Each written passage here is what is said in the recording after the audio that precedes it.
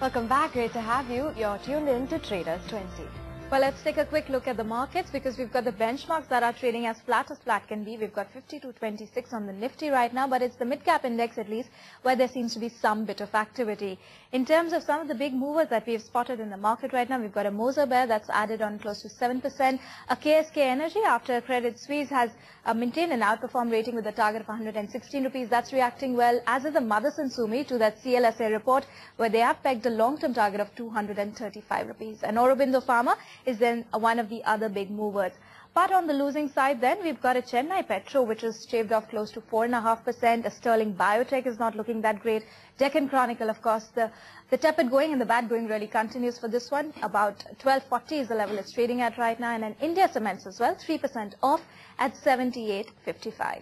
Okay, that's how the mid-cap end of the market is currently faring. Sandeep Bagley and Prakash Gaba are standing by to give us their top trading ideas. Sandeep, looks like you're advising traders to be a bit cautious because you're selling 2 stocks and buying only 1. Yes, Avan, the Nifty has given a breakdown yesterday which suggests that we may be heading downside to 5180, 5170, somewhere around that. So it is better to be carrying short positions, and in the afternoon I expect some selling to resume. And you said it right, the mid-cap, some of the stocks are giving clear signs. So I have a buy on Mobile Global, stop loss of 35, target of 41. The main reason is short-term moving averages have given a positive crossover in the daily chart. So in the next couple of days, a little bit of an up move to the tune of 5 to 7% can be expected. A sell in BHEL, which has given a very clear strong support breakdown in the weekly charts yesterday, and today is a continuation of the move.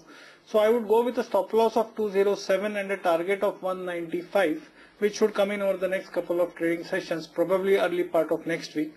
And a sell in India Cements. This space has been weak over the past 3 or 4 days, and I expect that weakness to continue.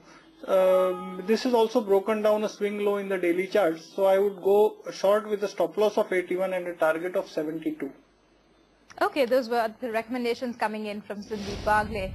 Prakash, you on the other hand seem to have spotted some buying ideas even in these very quiet markets, and one of them is a very a micro cap name in a way. Yes, really it's difficult to get ideas, but anyway, it's got it. RAJAT'S seems to be a buy. I would have a stop below 37. There's a good momentum push up here. And maybe we can see RAJAT'S climb to levels closer to 45 in the days to come. Second is again from the pharma pack, again STRAITS ARCOLAB. Structurally looks okay to me. Looks like momentum push is there. As a fresh breakout has come in, I would have a stop below the levels closer to around 900 or so, 850 or so, 845, 850. On the upside, we could have a target closer to 900. While I have 2 longs, I also have a short sell purely because it's getting tired. United Spirits looks tired in the upper regions, is facing a stiff resistance closer to 1000, which is a psychological resistance level.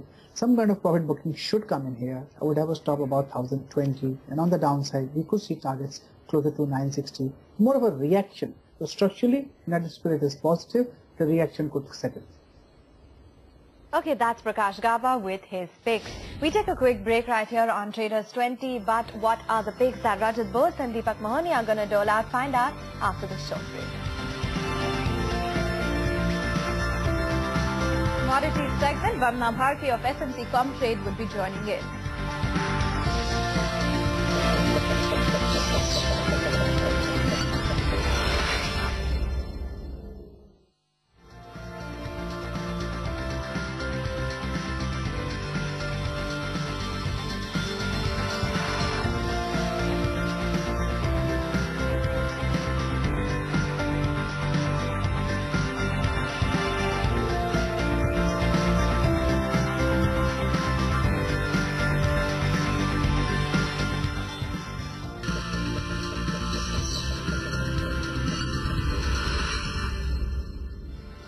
Thanks very much for staying on with us on Traders 20.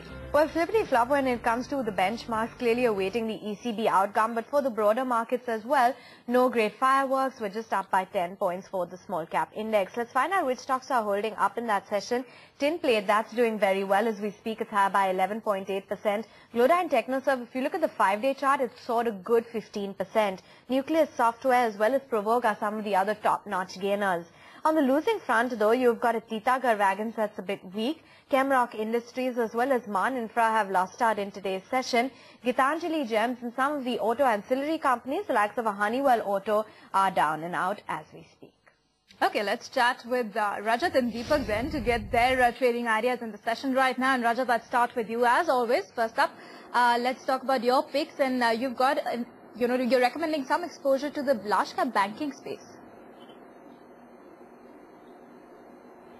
You're right. Actually, I found that Kotak Bank, it has completed its intraday correction, I believe, and from the current levels, it can move up to 573, 76, or even 78 kind of levels if there is a short covering rally sometime late session.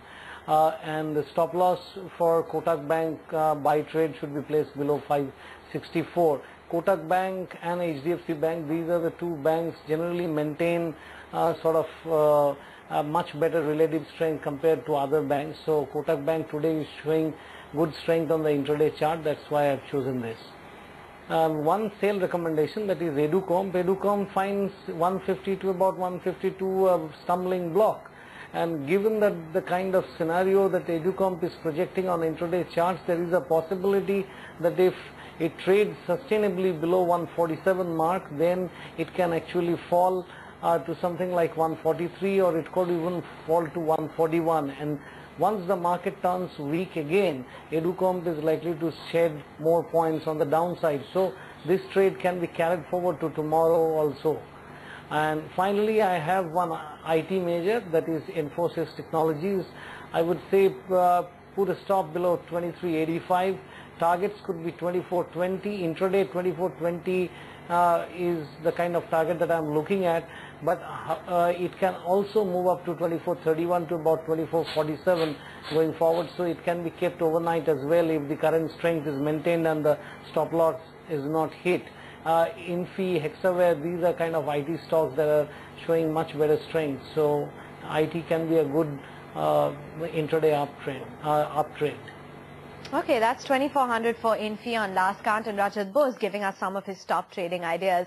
Finally, let's wind down the countdown for equity trading ideas with Deepak Mahoney. Deepak, 3 buy calls from you.